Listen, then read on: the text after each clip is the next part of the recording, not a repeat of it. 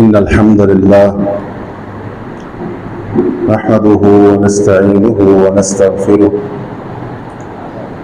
ونعوذ بالله من شرور أنفسنا ومن سيئات أعمالنا من يهده الله فلا مضل له ومن يضلل فلا هادي له أشهد أن لا إله إلا الله وحده لا شريك له وأشهد أن محمدا عبده ورسوله يا أيها الذين آمنوا اتقوا الله حق تقاته ولا تموتن إلا وأنتم مسلمون يا أيها الناس اتقوا ربكم الذي خلقكم من نفس واحدة وخلق منها زوجها وبث منهما رجالا كثيرا ونساء واتقوا الله الذي تساءلون به والأرحام إن الله كان عليكم رقيبا يا أيها الذين آمنوا اتقوا الله وقولوا قولا سديدا يصلح لكم أعمالكم ويغفر لكم ذنوبكم ومن يطع الله ورسوله فقد فاز فوزا عظيما أما بعد فإن خير الحديث كتاب الله وخير الهدي هدي محمد صلى الله عليه وسلم وشر الأمور محدثاتها وكل محدثة بدعة وكل بدعة ضلالة وكل ضلالة في النار اللهم صل على محمد وعلى آل محمد كما صليت على إبراهيم وعلى آل إبراهيم إنك حميد مجيد اللهم بارك على محمد وعلى آل محمد كما باركت على إبراهيم وعلى آل إبراهيم إنك حميد مجيد رب اشرح لي صدري ويسر لي أمري واحلل عقدة من لساني يفقه قولي سبحانك لا علم لنا إلا ما علمتنا إنك أنت العليم الحكيم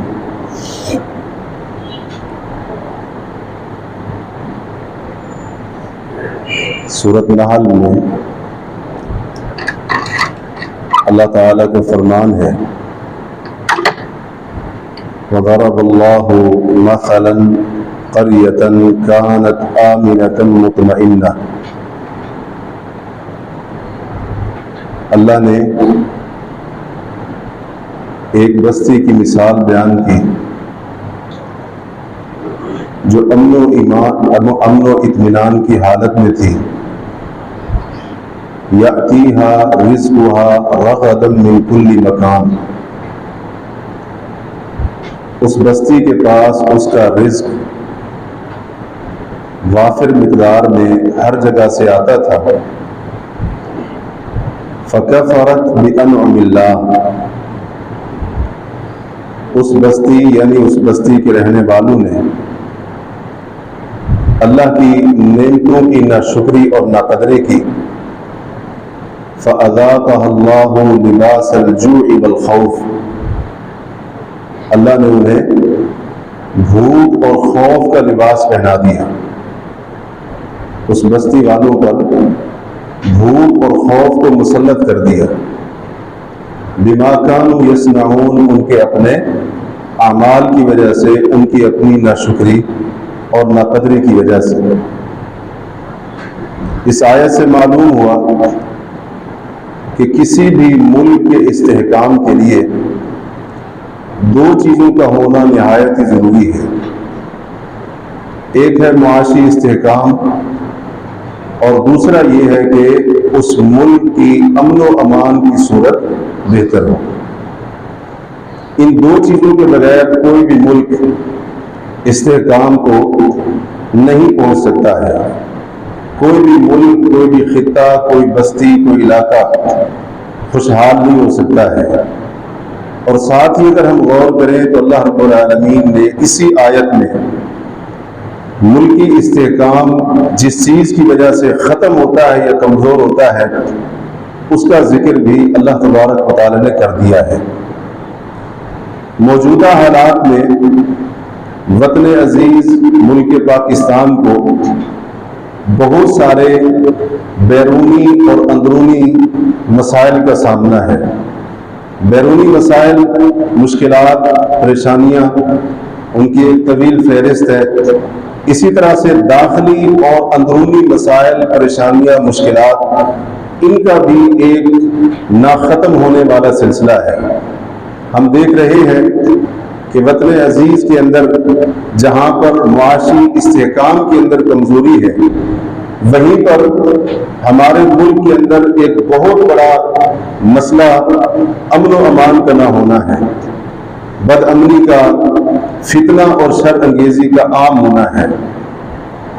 ہمارے ملک کے اندر ایک طریقہ رائج ہے، اگر کسی نے اپنی کوئی بات منوانی ہو یا اپنا کوئی مطالبہ منوانا ہو تو اس کے لیے احتجاجی مظاہرہ اور اسی طرح سے احتجاجی دھرنا، احتجاجی ریلی وغیرہ اس قسم کا اقدام کیا جاتا ہے، جس کی وجہ سے کئی دفعہ امن و امان کی صورتحال متاثر ہوتی ہے۔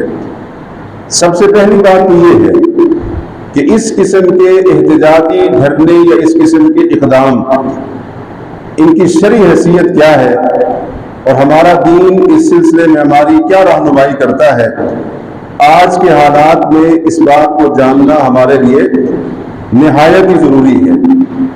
لوگوں کی حالت یہ ہے کہ انہیں جو بندہ بھی جس کام کے لیے اکسائے، بغیر اپنی عقل اور شعور کا استعمال کیے وہ کام کرنا شروع کر دیتے ہیں۔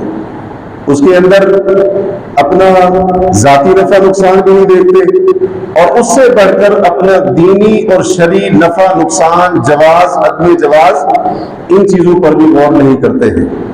اس لیے اس قسم کے حالات کے اندر اس طرح کے مسائل کو جاننا اور ان کے بارے میں دین سے، شریعت سے رہنمائی لینا وہ بہت زیادہ ضروری ہو جاتا ہے۔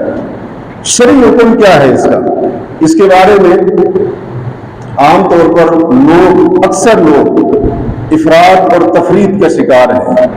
ایک گروہ اس حد تک چلا گیا، اس انتہا تک، وہ اس اقدام کو، اس قسم کے اقدام کو اس قدر درست سمجھتے ہیں کہ وہ کسی بھی انتہا اور حد تک جانے کو بالکل جائز سمجھتے ہیں۔ یہ طریقہ جب اختیار کیا جاتا ہے، اس قسم کے اقدام کیے جاتے ہیں، تو پھر اس کے اندر بد امنی کی صورت اور اسی طرح سے انتشار کی صورت، خلفشار کی صورت، یہ ساری کی ساری صورتحال پیدا کرنا وہ سمجھتے ہیں کہ ہمارا بنیادی حق ہے۔ اس کے مقابلے میں ایک دوسرا گروہ جنہوں نے کہا کہ اس قسم کے اقدام سرے سے جائز ہی نہیں، شریعت اس کی اجازت نہیں دیتی ہے، اور یہ کہ اگر کوئی ایسا اقدام کرے گا تو وہ حکومت وقت اور حاکم وقت کے خلاف باغی تصور ہوگا، اس کا یہ اقدام حکومت وقت کے خلاف خروج تصور کیا جائے گا۔ اصل بات یہ ہے کہ یہاں پر تھوڑی سی تفصیل ہے، مسئلے کو سمجھیں اور اس کی وضاحت کی طرف آئیں اور اس کی تفصیل کو جاننے کی کوشش کریں۔ جو حکومت ہوتی ہے وہ اس وقت دنیا کے اندر دو قسم کے طرز حکومت ہیں۔ ایک ہے جمہوری طرز حکومت، جیسا کہ ہمارے ملک پاکستان کے اندر ہے، اسلامی جمہوریہ پاکستان ہمارے وطن کا، ہمارے ملک کا مکمل نام۔ یہ جو جمہوری طرز حکومت ہے، اس کے اندر اپنا حق مانگنا، اپنے مطالبے کو منوانا اور اسی طرح سے ارباب اقتدار تک اپنی آواز کو مؤثر آواز انداز سے پہنچانا، یہ جمہوری طرز حکومت کا لازمی حصہ سمجھا جاتا ہے۔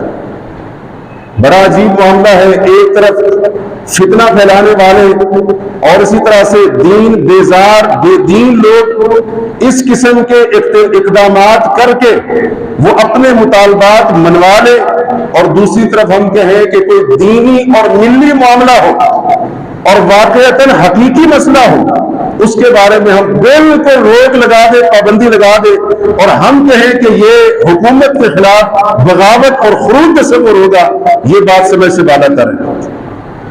جیسا طرز حکومت ہے ویسے اس کے لوازمات ہوں گے۔ جب جمہوری طرز حکومت ہے تو جمہوری طرز حکومت کے اندر اس کے لوازمات میں سے یہ چیز ہے کہ آپ پرامن طریقے سے اپنی بات ارباب اقتدار تک پہنچانے کا حق رکھتے ہیں۔ اس کے لیے اگر آپ کو پرامن طریقے سے مظاہرہ کرنا پڑتا ہے، لوگوں کو اکٹھا کر کے اپنی آواز کو مؤثر بنانے کے لیے لوگوں کا اجتماع کرنا پڑتا ہے، لیکن شرط یہ ہے کہ بدامنی نہ پھیلے، امن و امان کی صورتحال خراب نہ ہو، تو یہ جمہوری طرز حکومت کا لازمی حصہ ہوتا ہے۔ دوسرا طرز حکومت جو اس وقت دنیا کے اندر موجود ہے اس کو کہا جاتا ہے ملوکیت، جیسا کہ خلیجی ممالک ہیں، سعودی عرب ہے، یہاں پر ملوکیت کے طرز حکومت ہے، بادشاہ ہے، آگے اس کا ولی عہد ہوگا، آگے اس کا مزید ولی عہد ہوگا، یہ خاندان کے اندر مختلف خاندانوں کے اندر بادشاہت منتقل ہوتی رہتی ہے۔ وہاں کا نظام جمہوری نظام نہیں ہے، لہذا وہاں کے علماء یہ مظاہرے، یہ احتجاجات، یہ اس قسم کے معاملات، اقدامات ان کو حرام اور ناجائز قرار دیتے ہیں، اور وہ اپنی جگہ پر صحیح ہوتے ہیں، کیونکہ میں نے پہلے کہا کہ جس طرح کا طرز حکومت ہوگا اسی کے لوازمات ان کو اختیار کیا جائے گا۔ ہمارے ہاں جمہوری طرز حکومت، اس کے جو لوازمات ہیں اس طرز حکومت کے مطابق جو جائز امور اور معاملات ہیں ان کو بھی جائز رکھا جائے گا، لیکن اس کی ایک حد ہے، آپ تھوڑی دیر کے بعد اس کی حد سنیں گے کہ اس کی کیا حدود اور قیود ہے۔ وہاں پر جمہوری طرز حکومت نہیں ہے، لہذا وہاں پر علماء اپنے خطابات کے اندر، خطبات جمعہ کے اندر، اپنی تحریروں میں، تقریروں میں مظاہرات کو حرام قرار دیتے ہیں اور ان کو ناجائز قرار دیتے ہیں، اور ہم کیونکہ ہمارا ذہن ایسا بنا دیا گیا، ہم فوراً یہ فتویٰ لگا دیتے ہیں وہاں کے علماء تو بکے ہوئے نہیں ہیں، اپنا اپنا ماحول ہے اور اسی طرح سے اپنے اپنے حالات ہیں، ہر قسم کے حالات کے مطابق فتویٰ بھی ویسا ہوتا ہے اور اسی طرح سے قول بھی ویسا ہوتا ہے، بات بھی ویسی ہوتی ہے۔ یہ فرق کیونکہ ہمیں معلوم نہیں ہوتا ہے، اس وجہ سے ہم اس قسم کی افراط اور تفریط کے اندر مبتلا ہو جاتے ہیں۔ ایک واقعہ ہے، اس کے اوپر غور کر لیا جائے تو میرے خیال میں مسئلے کو سمجھنا انتہائی آسان ہو جائے گا۔ امام ابو داؤد رحمہ اللہ، امام بہقی نے شعب الایمان میں اور امام بخاری رحمہ اللہ نے اپنی الادب المفرد میں اس قصے کو نقل کیا ہے۔ ہوا یوں، شعب الایمان کے اندر اس کی تفصیل ہے۔ نبی کریم صلی اللہ علیہ وسلم کے پاس ایک شخص آتا ہے، اللہ کے پیغمبر، میرا پڑوسی مجھے تکلیف دیتا ہے، اذیت پہنچاتا ہے۔ نبی علیہ السلام نے فرمایا اصبر، صبر کر۔ چلے گئے، کچھ عرصے کے بعد، دنوں کے بعد پھر واپس آئے، اللہ کے پیغمبر میرا پڑوسی مجھے تکلیف دیتا ہے، اذیت پہنچاتا ہے۔ نبی علیہ السلام نے پھر حکم دیا صبر کر۔ چلا گیا، کچھ عرصے کے بعد پھر واپس آئے، وہی شکایت، وہی شکوہ، اللہ کے پیغمبر میرا پڑوسی مجھے تکلیف دیتا ہے، اذیت پہنچاتا ہے۔ نبی علیہ السلام نے تیسری مرتبہ فرمایا صبر کر، آپ نے صبر کا حکم دیا۔ چلے گئے، کچھ عرصے کے بعد آئے، پھر وہی شکوہ، وہی شکایت، وہی معاملہ۔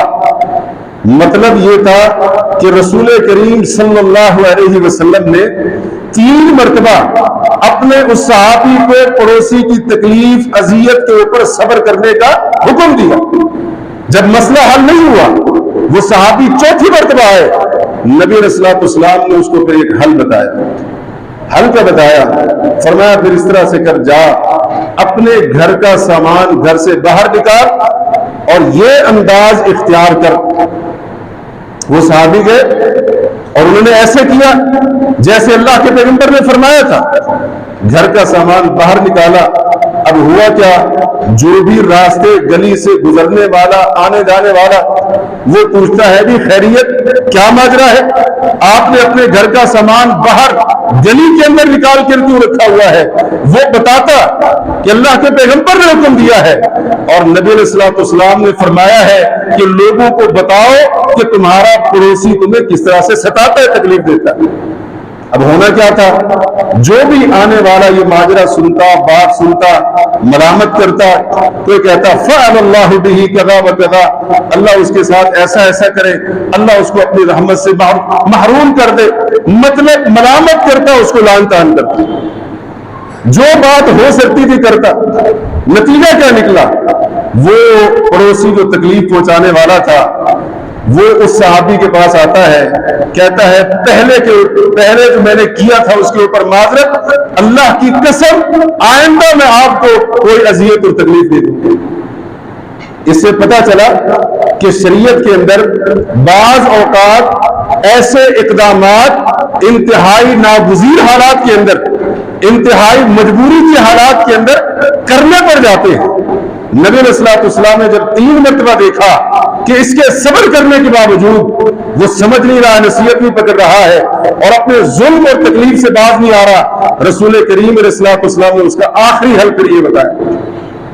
اب تو یہ نہ سمجھے کہ ہمیں تو ایک دلیل دے دی گئی اس قسم کے اقدامات کرنے کی، لیکن یاد رکھیے اس قسم کے اقدامات، پہلی بات تو یہ ہے کہ انتہائی مجبوری کی صورت میں، ناگزیر حالات کے اندر، اور اس کی بھی ہم نے کہا کچھ حدود اور قیود ہے، اس کے بھی کچھ آداب ہیں۔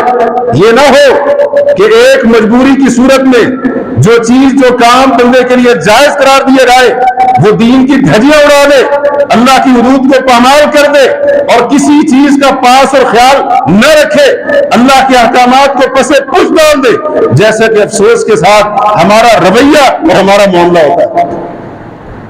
جہاں ہمیں کسی دینی معاملے میں، شرعی معاملے میں تھوڑی سی رعایت ملتی ہے، تھوڑی سی گنجائش ملتی ہے، ہم سارے احکام شریعت کو پسے پش ڈال دیتے ہیں۔ ہم سمجھتے ہیں اب میرے لیے ہر کام کرنے کا جواز مجھے مل گیا، جو کام جتنی حد تک جائز ہوتا ہے اتنی حد تک اس کو کیا جاتا ہے اور اتنی حد تک اس کے اندر گنجائش ہوتی ہے، یہ بات یاد رکھیں۔ اس قسم کے اقدامات ان مجبوری والے حالات کے اندر کیے جا سکتے ہیں، لیکن اس کے لیے شرط یہ ہے کہ امن و امان کی صورتحال خراب نہ ہو، قتل و غارت، جلاؤ گھراؤ، لوگوں کا مال لوٹنا، لوٹ مار عام کرنا، لوگوں کی املاک اور ان کی جائیدادوں کو جلانا، لوگوں کے گھروں کو، ان کی دکانوں کو، ان کے گوداموں کو، ان کے سامان تجارت کو آگ لگانا، یہ جواز ہمیں کس نے دے دیا؟ اپنا مطالبہ بندہ پیش کرے، اپنا حق بھی اس کے لیے آواز اٹھائے، لیکن یہ جواز کس نے دیا ہے کہ لوگوں کا نقصان کرے؟ اور لوگ بھی کون ہے؟ کلمہ پڑھنے والے لوگ ہیں۔ یہ جواز کس نے دے دیا کہ لوگوں کی عزت کے اوپر کیچڑ اچھالا جائے اور اسی طرح سے ان کی عزت کو پامال کیا جائے؟ یہ ہمیں جواز کس نے دے دیا؟ جبکہ نبی کریم صلی اللہ علیہ وسلم کا فرمان ہے، آپ نے فرمایا کل المسلم علی المسلم حرام دمہ ومالہ وعرضہ، ہر مسلمان کا دوسرے مسلمان کے اوپر مال بھی حرام ہے، خون بھی حرام ہے، عزت بھی حرام ہے۔ کسی کلمہ پڑھنے والے کو جرأت نہیں ہونی چاہیے وہ کسی مسلمان کے مال کا نقصان کرے، اس کو مالی نقصان پہنچائے۔ حرام ہے مسلمان کے اوپر کسی کو مالی نقصان پہنچانا، اس کا جانی نقصان کرے۔ اللہ کے نبی فرماتے ہیں ایک مسلمان کلمہ پڑھنے والے کا خون، اس کی جان، وہ دوسرے مسلمان کے اوپر حرام ہے، لیکن اللہ اور اس کے رسول کی حدود کو پامال کیا جاتا ہے۔ اور صرف پامال نہیں کیا جاتا، لوگ سمجھتے ہیں ہمارا حق ہے، ہمارا بنیادی حق ہے، ہمارا اولین حق ہے۔ وہی بات ہے، جذبات ہمارے بھڑکا دیے، ہم پھر کسی کی سننے کے لیے تیار نہیں ہوتے۔ اللہ اور اس کے رسول صلی اللہ علیہ وسلم کے احکامات کو بھول جاتے ہیں۔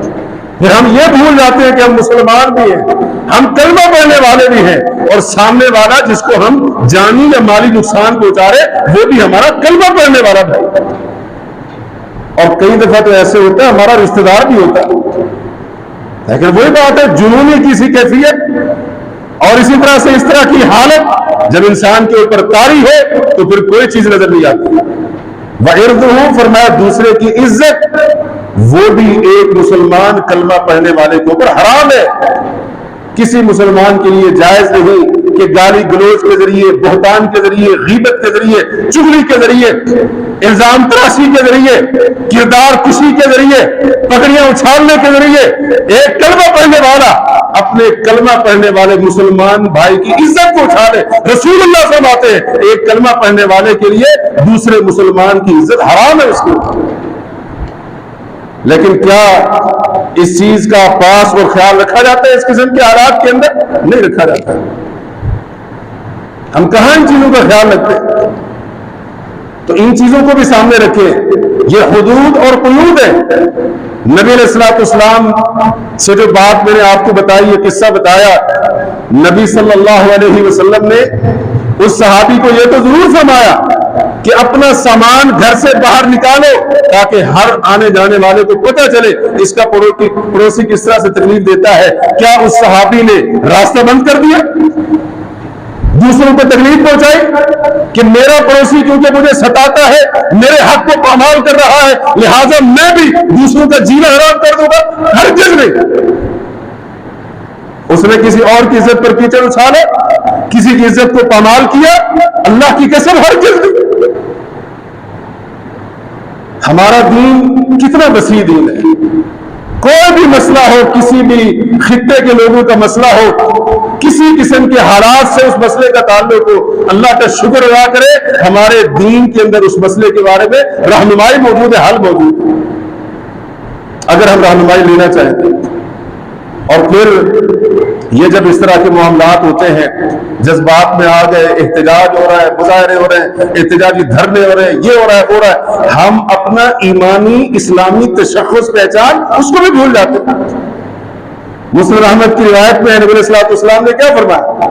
المؤمن من امنہ الناس علی دمائہم وانفسہم، مومن ہوتا ہی وہ ہے کہ جس کے بارے میں لوگ بے خوف ہو جائیں کہ ہمیں جانی اور مالی نقصان نہیں پہنچائے گا، یہ ہے مومن۔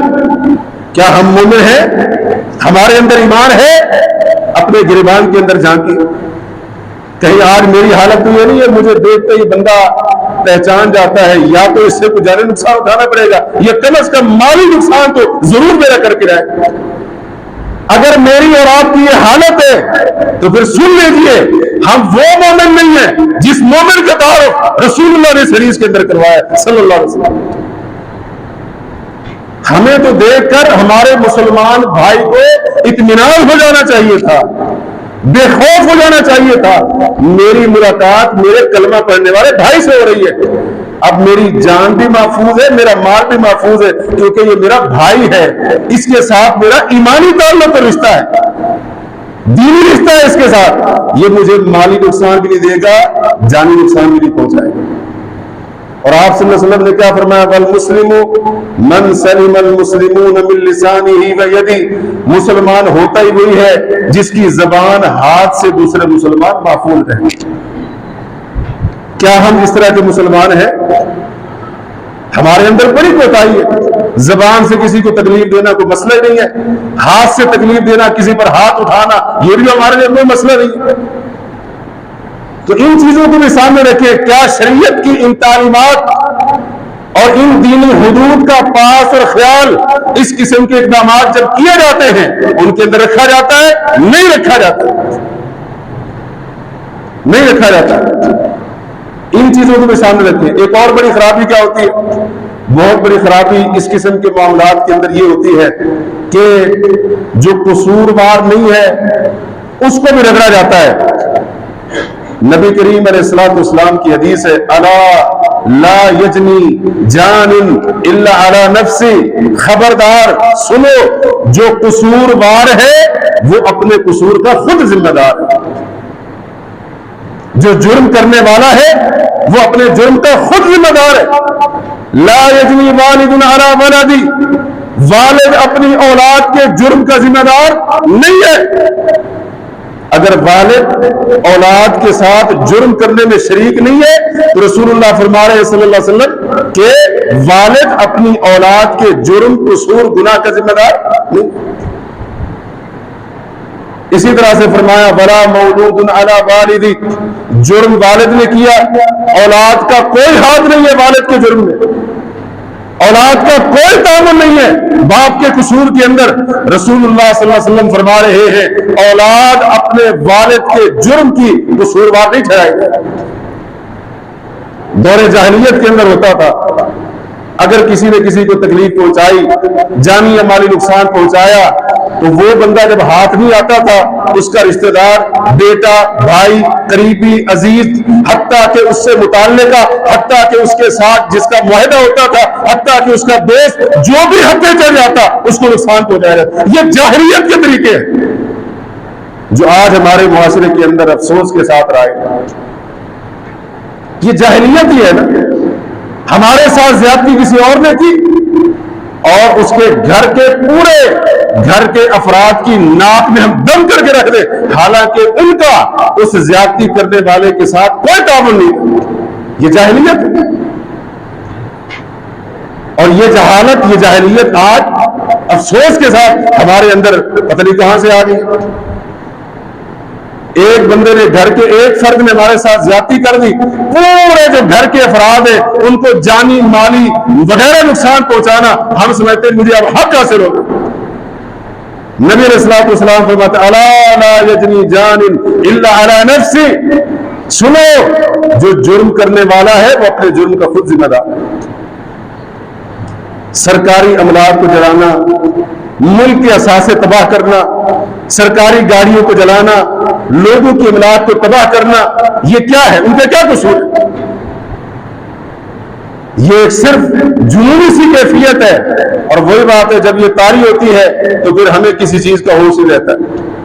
نبی کریم علیہ الصلوۃ والسلام کی باتوں کے اوپر غور کرو، اپنی اصلاح کرو، اور اس معاملے کے اندر یا کوئی بھی معاملہ ہو، ہمیں اگر آ کر کسی معاملے میں کوئی اکسانا شروع کر دے، بھڑکانا شروع کر دے، اس قسم کی باتیں کرنا شروع کر دے، تو کسی کی باتوں میں آنے کی بجائے پہلے ٹھنڈے دماغ سے سوچو یہ کام جائز ہے یا جائز نہیں ہے۔ اگر جائز بھی ہے اس کے کرنے کا فائدہ ہوگا، نقصان تو نہیں ہوگا۔ اگر جائز کام کرنے کا بھی نقصان ہو، وہ جائز کام کرنا بھی ہمارے لیے جائز نہیں ہے۔ اگر جائز کام سے بھی نقصان ہوتا ہو، ہمارا ذاتی نقصان ہوتا ہو یا خاص طور پر مسلمانوں کا نقصان ہوتا ہو، ایک جائز کام جب فطرہ بن رہا ہو، فساد کا ذریعہ بن رہا ہو، تو اس میں تو اس کی اجازت نہیں ہوتی۔ ہم کہیں جی جائز ہے، کام جائز ہے، لیکن اس کا نتیجہ کیونکہ شر کے اوپر، فطرے اور فساد پر مبنی ہے، لہذا وہ جائز کام بھی شریعت میں ناجائز ہے۔ اور پھر ایک اور بات انتہائی قابل غور، اس قصے کے اوپر بھی غور کریں۔ مسند احمد میں اور سنن ابو داؤد کے اندر یہ قصہ مذکور ہے۔ ایک صحابی، ان کا نام ہے معاذ الجہنی رضی اللہ عنہ، وہ ایک مرتبہ مصر میں ایک امیر کے ماتحت جہاد کے اندر شریک، ایک قلعہ جس کو فتح کیا گیا یا جس کو فتح کرنے کا ارادہ تھا وہاں پر موجود تھے۔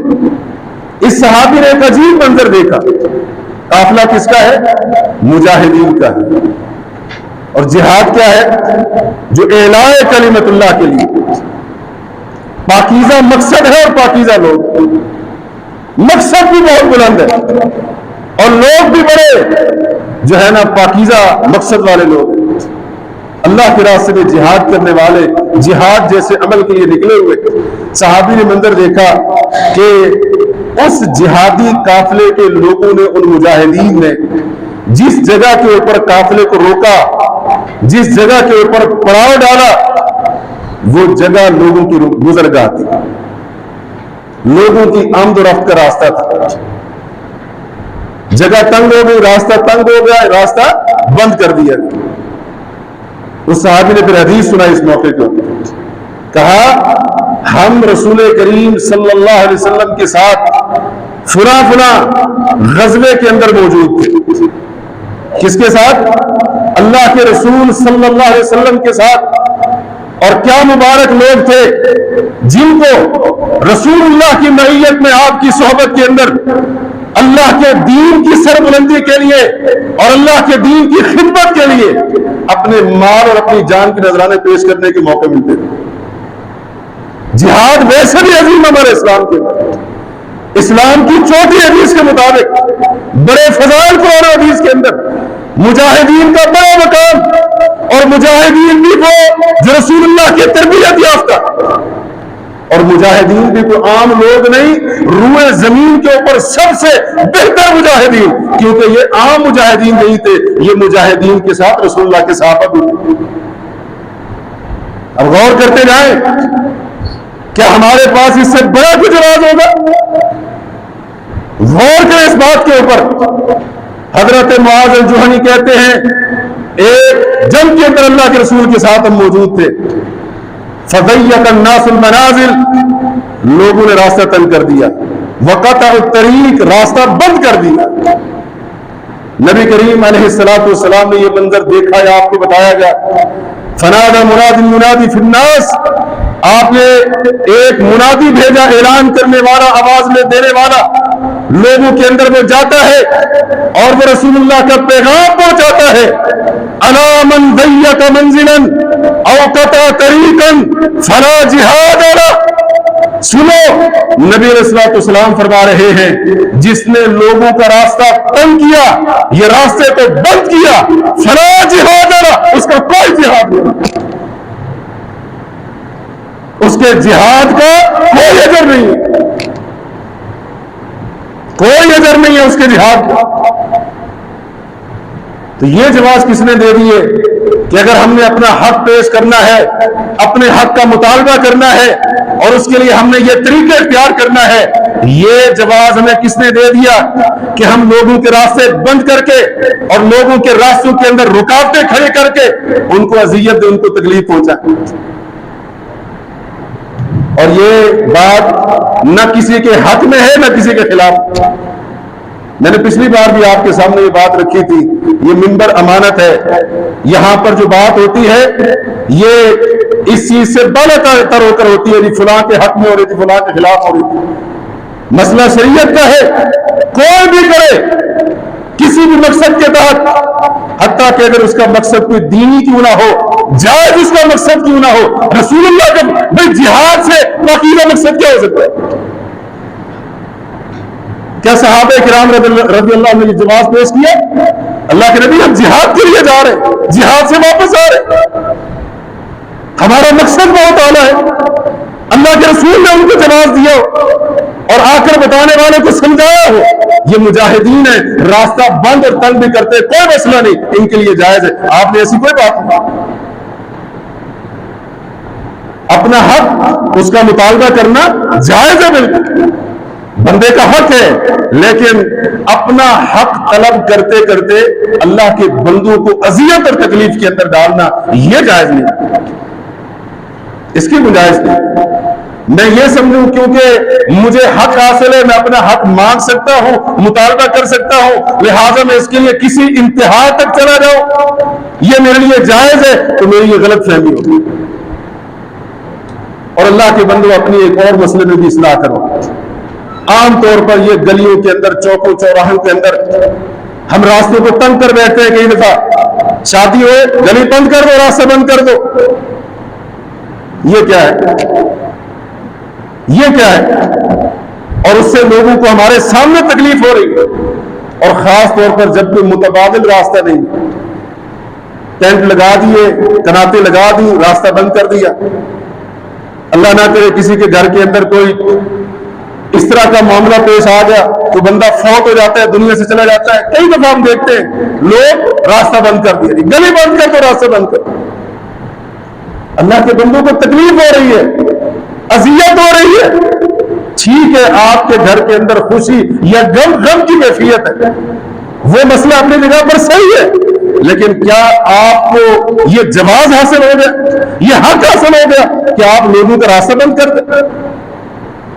اور کئی لوگ کیا کرتے ہیں، راستے میں جاتے ہی سواری کے اوپر کوئی جا رہا ہے، سواری راستے میں کھڑی کر دیں، راستے میں کھڑے ہو کر گپ شپ کرنی شروع کر دیں۔ یہ چھوٹی چھوٹی غلطیاں جن کو ہم سمجھتے ہیں، ان کی اصلاح کرو، اس سے لوگوں کو تکلیف ہوتی ہے۔ روڈ جام کر دو، روڈ بلاک کر دو، یہ کر دو، وہ کر دو۔ آپ اپنی مظلومیت کا اظہار کریں اگر آپ کے ساتھ ظلم ہوا ہے، آپ اپنے ظلم کی آواز مؤثر طریقے سے ذمہ داران تک پہنچائیں، آپ کو کوئی منع نہیں کرتا ہے، لیکن اللہ کے بندوں کو تکلیف نہ دیں، اذیت نہ دیں کسی کو۔ بہت سارے معاملات ہوتے ہیں، تو ان چیزوں کو سمجھے، جذباتی نہ ہو، ان باتوں کو سمجھے، ان مسائل کی طرف توجہ دیں، اور اگر ہمارے اندر اس مسئلے میں کوئی غلطی اور کوتاہی موجود ہے تو اس کی اصلاح، سب سے پہلے اس کی اصلاح کریں اس کی غلطی کو غلطی نہ رہنے دیں۔ اور یہاں پر ایک اور بات میں آپ کے سامنے رکھنا چاہتا ہوں، وہ یہ کہ جب اس قسم کے معاملات ہوتے ہیں تو کچھ لوگ، ان کی دوغلی پالیسی سامنے آ جاتی ہے۔ دوغلی پالیسی میں نے کیوں کہا؟ وہ اس لیے کہا کہ جب بات ہو اپنے حق کی، بات ہو کسی دنیاوی مسئلے کی، اس کے اوپر اگر احتجاج وغیرہ کیا جاتا ہے، اپنی آواز ذمہ داران تک پہنچانے کے لیے، اس کو مؤثر بنانے کے لیے احتجاج ریکارڈ کروایا جاتا ہے، اس کے اوپر بڑے مطمئن خاموش ہوتے ہیں، یہ بالکل ٹھیک ہوا ہے، یہ ان لوگوں کا جمہوری حق تھا۔ لیکن اس کے مقابلے میں اگر کوئی دینی مسئلہ ہو جائے، دینی ایشو ہو جائے، کوئی مذہبی مسئلہ ہو جائے، اور خاص طور پر دینی اور مذہبی جماعتیں پرامن طریقے سے، میں نے شروع میں بھی یہ لفظ استعمال کیا تھا اور یہاں پر بھی پرامن طریقے سے، اگر کوئی دینی مسئلہ ہو تب بھی ہمیں بدامنی پھیلانے کی اجازت تب بھی نہیں۔ کوئی بھی مسئلہ ہو، اگر دینی اور مذہبی معاملہ ہے تب بھی بدامنی پھیلانے کی اور ملک کی امن و امان کی صورتحال کو خراب کرنے کی ہمیں قطعی اجازت نہیں۔ پرامن طریقے سے اگر کوئی مذہبی دینی جماعت احتجاج کرتی ہے، مثلا رسول کریم علیہ السلام کی کسی دنیا کے کسی ملک کے اندر گستاخی ہوئی، قرآن کریم کی توہین ہوئی، مسلمانوں پر ظلم ہوا، اور اسی طرح سے کوئی ایسا معاملہ ہوا، تو پھر وہ لوگ جو پہلے خاموش تھے، جو اپنے حق کے لیے احتجاج بھی کر رہے تھے، پتہ نہیں کیا کچھ کر رہے تھے، کسی انتہا کو جانے کے لیے تیار تھے، وہ دینی اور مذہبی جماعتوں کے پرامن احتجاج، اور وہ بھی کس طرح سے، کس مسئلے پر ہوتا ہے؟ دینی اور مذہبی مسئلے پر ہوتا ہے، اس کے بارے میں ان کی زبانیں کھلنی شروع ہو جاتی ہیں، فتویٰ بازی شروع ہو جاتی ہے، جی یہ تو حرام کام کر رہے، یہ ناجائز کام کر رہے۔ میں آپ کو اصل بات بتاؤں، یہ منافقت ہے، یہ منافقت ہے۔ آپ کو الفاظ سخت لگیں گے لیکن منافقت ہے۔ رسول اللہ کی عزت کے اوپر، ناموس پر حملہ کیا جائے اور مسلمان پرامن طریقے سے کافروں کو دکھانا چاہیں کہ تم نے ہمارے نبی کی جو توہین کی اس کے اوپر ہمیں اتنی تکلیف ہوئی ہے کہ ہم سڑکوں پر، روڈوں پر نکل آئے ہیں، اور پرامن طریقے سے بدامنی پھیلائے بغیر اگر مذہبی جماعتیں، دینی جماعتیں اگر ان کو دکھانا چاہتی ہے تو ہم کہیں جی یہ بدامنی پھیلا رہے، یہ ملک کے امن کے دشمن ہے۔ اور جب ہمارا اپنا مسئلہ ہو، تنخواہیں بڑھاؤ جی، مراعات دو جی، یہ کرو، اور پھر اس کے لیے گھیراؤ جلاؤ، مار پیٹ، لوگوں کو زخمی کرنا، ملکی اثاثوں کو نقصان پہنچانا، کسی حد تک چلے جائے، وہ جائز نہیں بالکل۔ اس کو منافقت نہیں کہیں گے تو اور کیا کہیں؟ دوگنی پالیسی، اپنے حق کے لیے جائز ہے، بدامنی والے یہ اس قسم کے اقدامات جائز ہیں، لیکن کوئی مذہبی اور شرعی معاملہ ہو اس کے اوپر اگر کوئی آواز اٹھائی جائے پرامن طریقے سے، امن و امان کی صورتحال کو برقرار رکھتے ہوئے، اس کے اوپر فتویٰ بازی، اس کے بارے میں جناب پھر آیتیں بھی آ رہی ہیں، اس کے اوپر حدیثیں بھی آ رہی ہیں۔ اگر آیتیں اور حدیثیں ہیں تو وہ ہماری ذات کے لیے بھی تو ہے نا، صرف دوسروں کے لیے کیوں ہے؟ شریعت ہمیں دوسروں کے بارے میں کیوں نظر آتی ہے؟ ہمیں اپنے کسی اقدام کے اوپر شریعت کیوں نظر نہیں آتی؟ تو یہ موجودہ جو اس وقت حالات ہیں، ان حالات کے تعلق سے چند ایک نصیحتیں ذہن کے اندر تھیں، اس تعلق سے مناسب سمجھا کہ اس بارے میں بھی آپ کی رہنمائی کی جائے اور اللہ کی توفیق سے اس بارے میں آپ کے سامنے کچھ باتیں رکھی جائیں۔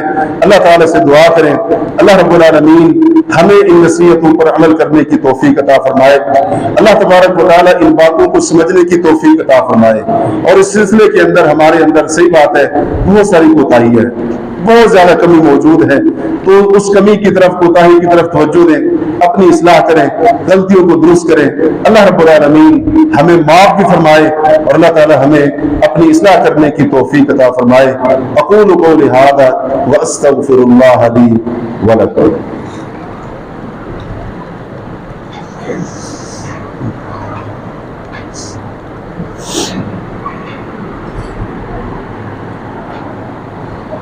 ان الحمد لله نحمده ونستعينه ونستغفره ونعوذ بالله من شرور انفسنا ومن سيئات اعمالنا من يهده الله فلا مضل له ومن يضلل فلا هادي له اشهد ان لا اله الا الله وحده لا شريك له وأشهد أن محمدا عبده ورسوله أما بعد۔ حسب اعلان ٹھیک 1:15 پر الحمدللہ خطبہ آج ہم نے ختم کر دیا۔ میں صرف ابھی آپ کے صرف 2-3 منٹ لوں گا۔